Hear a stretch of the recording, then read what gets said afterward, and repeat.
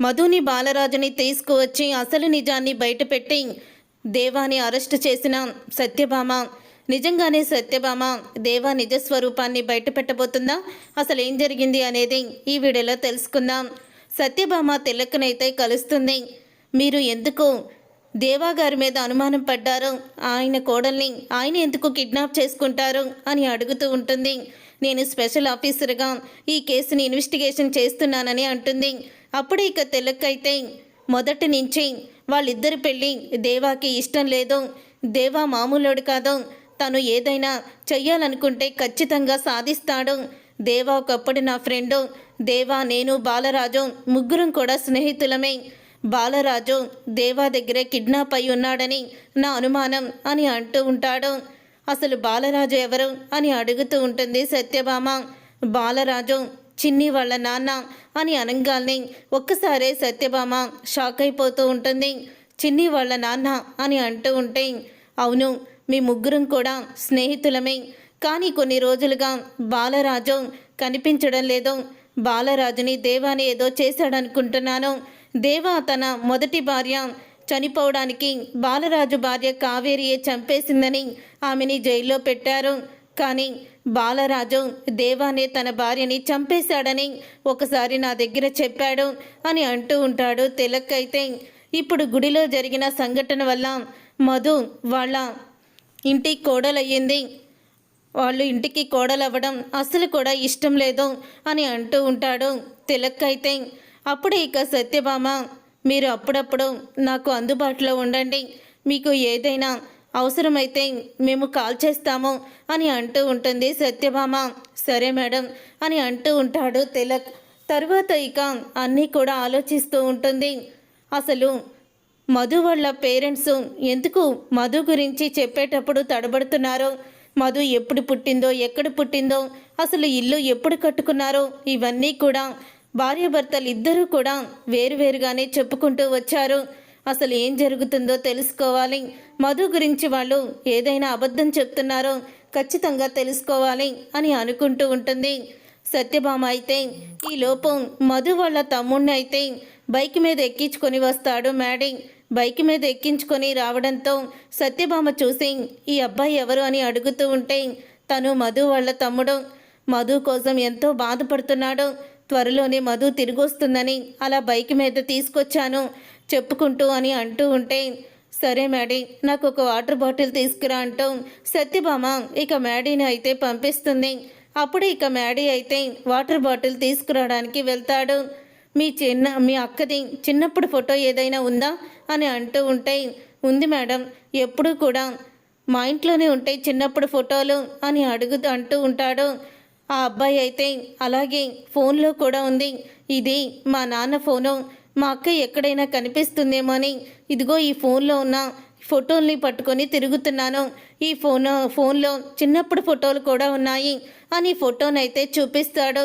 అప్పుడు ఇక ఫోటోని చూసి షాక్ అయిపోతూ ఉంటుంది సత్యభామ. అయితే ఇక షాక్ అయిపోతూ స్టన్ అయిపోతూ ఉంటుంది.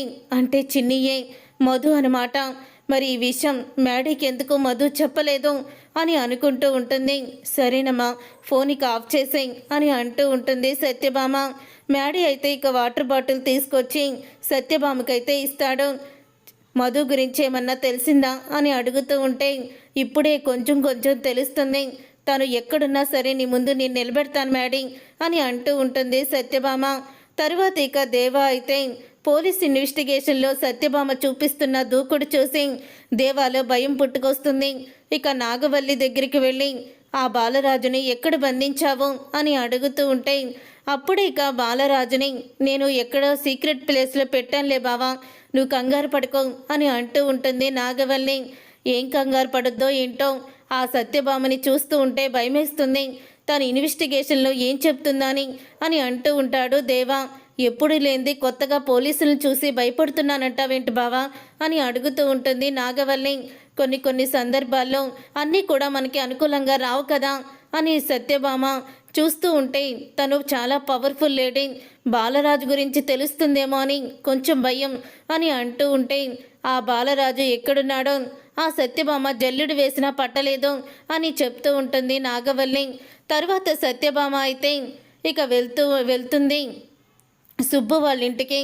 సుబ్బుని ఇక అడుగుతూ ఉంటుంది, అసలు మధు మీ కన్న కూతురేనా, నిజం చెప్పండి అని అడుగుతూ ఉంటుంది సత్యభామ.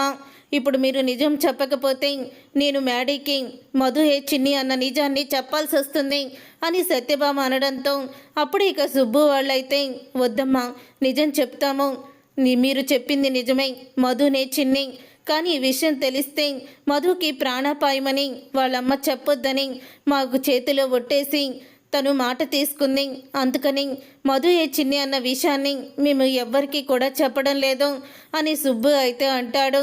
అప్పుడు ఇక సత్యభామతో సుబ్బు అయితే మా మధు ఎక్కడున్నా క్షేమంగా ఉండాలి, మా మధుని క్షేమంగా తీసుకురండి అని అడుగుతూ ఉంటాడు. మీ మధుకి ఏమీ కాదు, నేను తనని క్షేమంగానే తీసుకొస్తాను అని అంటూ ఉంటుంది సత్యభామ. తరువాత ఇక మర్నాడు అయితే అందరినీ కూడా మ్యాడీ అయితే పిలుస్తాడు. ఇక మ్యాడీ పిలవడంతో ఏమైంది మ్యాడీ అని నాగవల్లి అంటూ ఉంటుంది. మధుని తీసుకొస్తున్నానని సత్యభామ చెప్పిందమ్మా అని అనడంతో ఒకేసారి నాగవల్లి షాక్ అయిపోతూ ఏం మాట్లాడుతున్నావు మ్యాడీ, మధుని సత్యభామ తీసుకురావడం ఏంటి అని అంటూ ఉంటుంది నాగవల్లి. అదేంటి మమ్మీ, తను తీసుకొస్తుందని షాక్ అవుతున్నావా, లేకపోతే మధు వస్తుందని షాక్ అవుతున్నావా, ఎందుకు అలా రియాక్ట్ అవుతున్నావు అని అడుగుతూ ఉంటాడు. అంటే మనకి ఎక్కడ కూడా వెతికినా కూడా దొరకని మధు సత్యభామకి ఎక్కడ దొరికిందా అని ఆలోచిస్తున్నాను అని నాగవల్లి అంటూ ఉంటుంది. మీరే కదా మధుని కిడ్నాప్ చేసి మీ గెస్ట్ హౌస్లోనే దాచిపెట్టారు అని అంటూ సత్యభామ అయితే నాగవల్లికి షాక్ ఇస్తుంది. అప్పుడు ఇక అడుగుతూ ఉంటాడు మ్యాడీ అయితే ఏం మాట్లాడుతున్నావు నువ్వు, మా మమ్మీ తనని దాచిపెట్టడం ఏంటి కిడ్నాప్ చేసి అని అంటూ ఉంటాడు. అవును మ్యాడీ, నీకు కూడా తెలియని ఈ నిజం, మీ అమ్మ బాలరాజుని అలాగే మధుని కూడా అక్కడే కిడ్నాప్ చేసి దాచిపెట్టింది అని అంటూ ఉంటే బాలరాజు అంటే చిన్ని వాళ్ళ నాన్న. నీకు ఒక విషయం చెప్పాలి మ్యాడీ, చిన్ని అంటే ఎవరో కాదు మధునే చిన్ని అని నిజాన్ని కూడా బయట పెట్టేసరికి షాక్ అయిపోతూ ఉంటారు అందరూ కూడా. ఏం మాట్లాడుతున్నావు సత్యభామ, మధు ఏ చిన్ని ఏంటి అని అంటూ ఉంటే అప్పుడే ఫోటోని చూపిస్తుంది.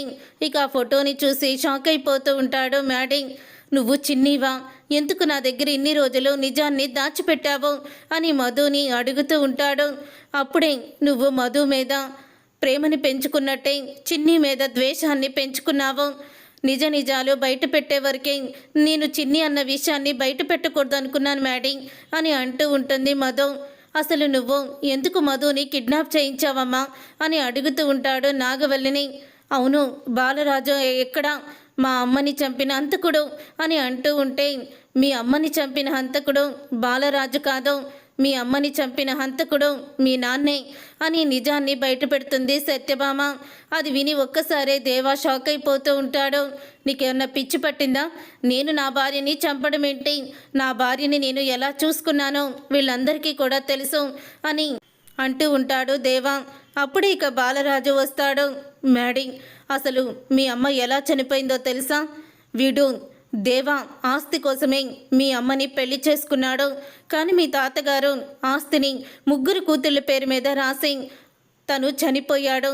తన పేరు మీద ఉన్న ఆస్తి దేవా పేరు మీదకి రావాలన్నా లీ పేరు మీదకి రావాలన్నా తన భార్య పార్వతి ఉండకూడదని విషమిచ్చి చంపేశాడు.